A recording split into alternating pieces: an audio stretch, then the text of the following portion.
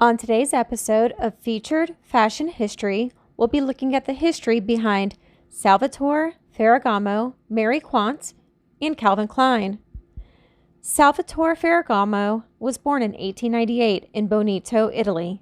He was one of 14 children and grew up in an extremely poor family. He began his apprenticeship at a local shoe shop at age 9. At age 16, he moved to the United States and settled in Boston, where he continued to hone his skills as a shoe cobbler.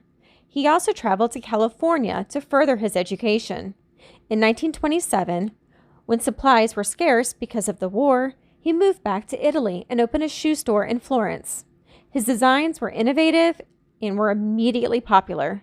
He quickly became known as the shoemaker of the stars, with clients in Marilyn Monroe, Audrey Hepburn, Sophia Loren, and more.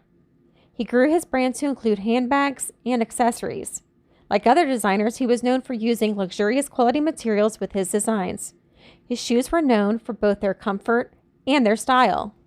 He patented the caged heel and the wedged heel, and he was also a pioneer for orthopedic shoe designs as well. Mary Quant is a designer who gained fame in the 60s for her iconic miniskirt designs. Some credit her with having invented the miniskirts, but the miniskirt had been out for many years dating back to the 1800s. However, she did make the miniskirt an integral part of mainstream fashion. Her miniskirt designs were marketed towards the more youthful crowd. Her designs challenged traditional gender roles by designing sack dresses, colored tights, and having her pieces have undefined waistlines. She also added cosmetics, undergarments, rainwear, shoes, and home furnishings to her line. Her take on youthful design still holds true to this day. She passed away recently, as in less than 2 weeks ago, on April 13th, 2023, at age 93. When we think of Calvin Klein, most of us envision bare-chested men and women wearing either jeans or boxer briefs and nothing else. This campaign gained traction in the 80s and 90s, featuring everyone from Mark Wahlberg to Christy Turlington to Brooke Shields to Justin Bieber. This campaign was one of the most successful marketing campaigns ever and cemented Calvin's role in fashion design.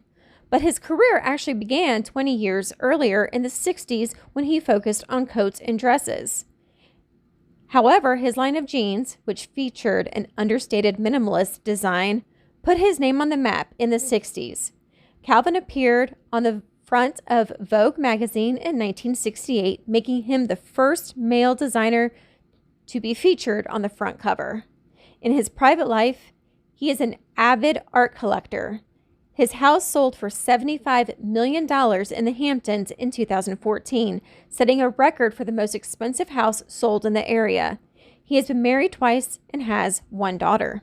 If this is information you find helpful, please consider subscribing and following along. Thank you.